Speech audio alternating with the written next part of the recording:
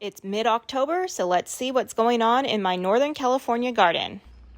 The corn in this bed is all dried up. I don't know if any ears of corn actually properly formed or not, so I'll have to take a look later. And I planted some squash in here. I forget what variety I planted, but they are not doing well, and I doubt I'll get any squash from them. So it's time to clean this bed up. The dried flower patch is still going pretty well. Some of them are starting to go to seed, but that's okay. Hopefully I'll get lots of volunteers. This is my strawberry guava tree, and I am finally starting to see some fruit forming on this tree this year. The cucumbers are looking super scraggly, but they are hanging on and they are still producing, so I'll let them stay for a little while longer.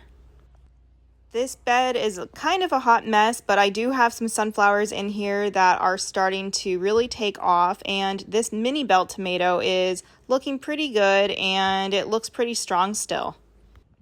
These tomatoes are starting to look a little scraggly, a little crispy, but they are still producing quite a bit, so I'm going to get them cleaned up and I'll let them keep producing for as long as they want to keep producing. I have one loofah that is just about dried, and I have two others. The plant itself is looking a little sad, so once the other two dry up, then I'll remove the plant.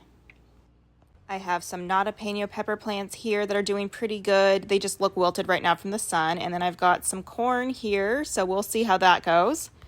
This is my main pepper bed, and it's finally just starting to take off, even though these were overwintered, but better late than never.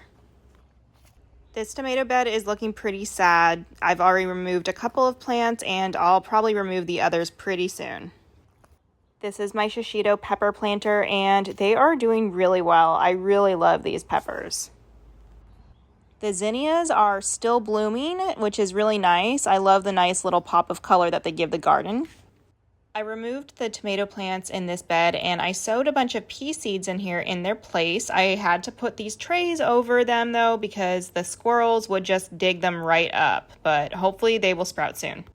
I finally got two mulberry trees potted up in containers, and I had to stuff the top with shade cloth because I don't want the squirrels to dig in here either. This goji berry plant is about a year old, and I finally have some berries starting to ripen, so that's exciting. I'll harvest those later. Even though the plant looks a little sad, these fall gold raspberries are doing really well, and I'm getting about a handful each day. This is a younger plant, so hopefully next year I'll have an even bigger harvest. Here's another guava tree that is starting to fruit. This is the lemon guava. My other fruit trees are starting to go dormant. This is an apricot tree. It's a very young tree, but it is starting to go dormant, so I might get this in the ground pretty soon. My kiwi berry vine is also starting to go dormant. I haven't gotten any fruit off of it this year, but hopefully next year. This is one of my passion fruit plants, and the variety is called water lemon, and it looks like I've got one forming, so I'll be excited to try it.